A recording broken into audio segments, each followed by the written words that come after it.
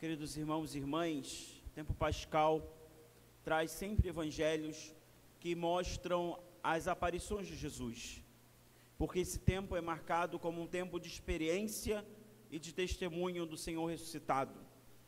Na verdade, ninguém pode testemunhar e anunciar credivelmente aquilo que não experimentou. No entanto, como é que hoje podemos fazer a experiência do Senhor ressuscitado? Como é que podemos testemunhar a ressurreição do Senhor e levar os destinatários do nosso anúncio a fazerem a experiência do encontro com o Senhor ressuscitado? A estas interrogações nos respondem as leituras proclamadas deste terceiro domingo da Páscoa. O trecho do Evangelho, sutilmente, que acabamos de ler, traz algumas palavras. Vós sois as testemunhas de tudo isso. Essa palavra vai aparecer como um mandato do Senhor ressuscitado no Evangelho de hoje, ser testemunha dele. Mas afinal de contas, o que significa isso? O que significa ser testemunha de um evento não passado, mas de um evento presente agora? É importante lembrar que a palavra em grego para testemunha é a mesma de mártir, é a própria palavra mártir, porque a testemunha que Jesus está querendo que nós sejamos é de fato alguém que empenha a vida e o próprio sangue por causa dele. Não é só uma testemunha porque fala das coisas de Deus. Nós hoje temos essa mentalidade e mesmo essa visão de ser testemunha e dar testemunho porque nós falamos. No entanto, ser testemunha, no sentido mais pleno, do Evangelho, é vivenciar e de fato lidar com o Senhor, não como uma ideia, como uma ideologia, como numa relação de alguém no passado, mas numa relação com alguém agora. A experiência com Jesus ressuscitado é o que define o nosso modo de se comportar. A experiência com Jesus ressuscitado é o que define o nosso modo de raciocinar a realidade e lidar com o mundo. Isso é muito importante, porque nós não somos pessoas que estamos aqui simplesmente para seguir um amontoado de ideias, como se fosse um clube filosófico. É mais do que isso. Nós somos testemunhas e de fato somos não só porque lemos o Atos dos Apóstolos e porque outros nos disseram, mas porque para quem tem fé e vive a sua fé, a realidade de experimentar e viver como o Senhor é de fato real e é de fato agora, de maneira que nós somos contemporâneos do Senhor.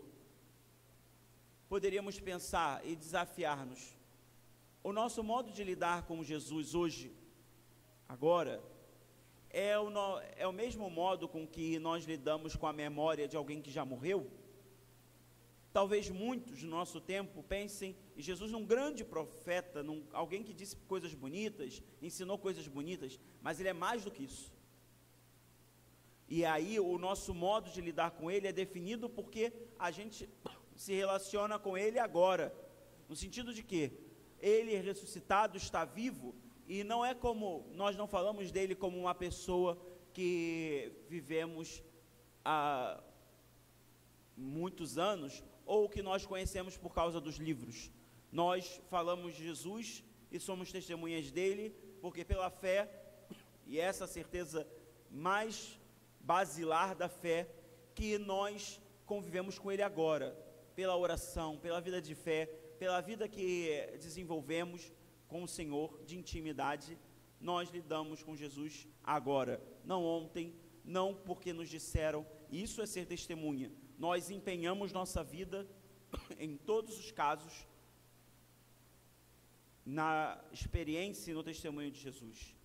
Nós que somos comunidade de fé, precisamos redescobrir o anúncio central da nossa vida com Deus. Eu fiz experiência com Jesus ressuscitado, ou seja, eu pude comer e beber com Ele. A cada domingo do tempo pascal, fica mais claro que o Papa Bento XVI disse: a fé é antes de tudo o encontro pessoal, íntimo com Jesus, a experiência da sua proximidade, a experiência da sua amizade e a experiência do seu amor. Só assim se aprende a amá-lo e a conhecê-lo cada vez mais. Quando a gente sabe que pela oração, que a gente sabe pela vida de fé, a gente não lida com um fantasma. Não é com uma ideia do passado, mas é com alguém que está junto de nós, caminha conosco, de uma forma diferente, mas caminha conosco. Essa certeza é o que move o coração de todos os católicos, de todos aqueles que creem, exatamente porque saber que Jesus caminha conosco, como caminhou com os discípulos de Emaús, nos faz refletir sobre muitas coisas. Uma delas é que Jesus não tira as pedras do nosso caminho. Há quem espere isso, mas Jesus não nos abre um caminho mais fácil. Ele passa pelo caminho da história junto conosco. E por isso ser ressuscitado, ele ressuscitado, que se manifesta e cumpre a promessa que estará conosco todos os dias, até o fim do mundo, se concretiza ao longo da nossa vida. Quando nós rezamos, o que fazemos? Não só repetimos palavras. Quando rezamos, não só falamos como se falássemos sozinhos. Quando nós rezamos, nós temos plena consciência, por causa da fé, que falamos, que lidamos com alguém, não com algo.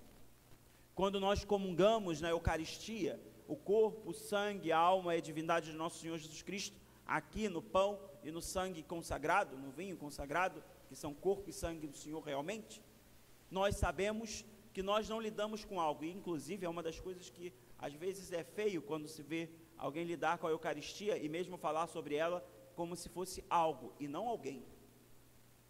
Ou seja, é importante que nós não instrumentalizemos a fé e de alguma maneira não deixemos que isso seja para nós algo que entra na normalidade. A nossa experiência de fé é que Jesus para nós não é alguém que simplesmente está na nossa cabeça. E poderíamos pensar, qual é o modo com que eu relaciono com Jesus? É o mesmo com que eu me relaciono com Dom Pedro II? Mesmo que eu o admire muito, não pode ser esse.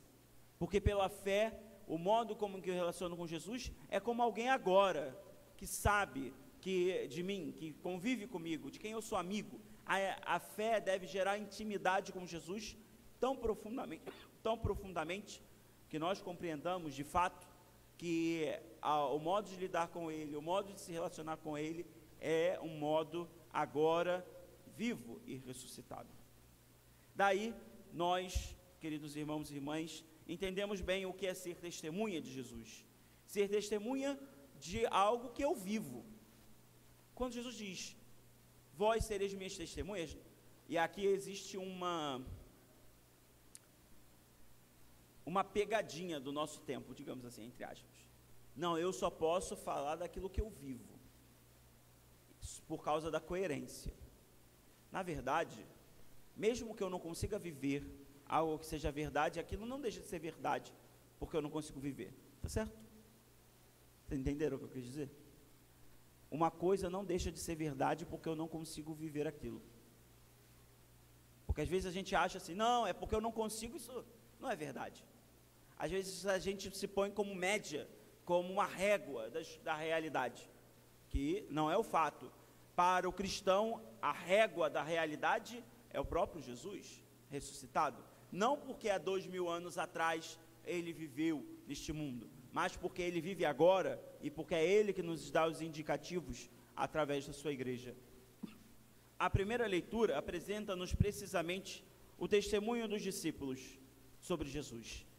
Depois de terem mostrado com gestos concretos que Jesus está vivo e continua a oferecer aos homens a salvação, Pedro e João, após a cura do homem na porta formosa do templo, convidam os seus interlocutores a acolherem a proposta de vida que Jesus lhes fez, de converter-se, de mudar de vida. As palavras e os gestos das testemunhas de Jesus mostram como o mundo muda quando a salvação chega, e como o homem escravo, a exemplo do coxo de nascença, que estava na porta do templo, passa a ser um homem livre. Ou seja, aqueles que vivem a fé são testemunha neste mundo do contraditório a ele. Essa é a realidade.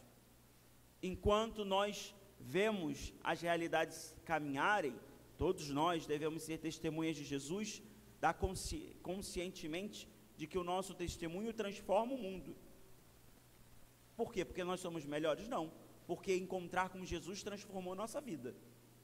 Se encontrar com Jesus não transformou a sua vida, o problema não é o evangelho, tá certo? Tem gente que acha assim, não, Jesus não transformou minha vida, ou o que eu vivi até agora não transformou o meu modo de ser. O problema não está no evangelho, o problema não está em Jesus. Aí fica, não sei, o discernimento de vocês, aonde que está a problemática, né? Ou seja, é necessário uma abertura à graça, porque a graça age mediante a natureza, ou seja, é preciso que eu ali me abra. Hoje no Evangelho assegura-nos que Jesus está vivo e continua a ser o centro à volta do qual se constrói a comunidade dos discípulos. Vemos hoje mais do que uma das aparições de Jesus ressuscitado em meio à comunidade. Isso salienta que Jesus não quer cristãos autônomos, mas membros do seu corpo místico e como comunidade de testemunhas. Isso é muito interessante. Jesus apareceu a pessoas isoladas muito raramente.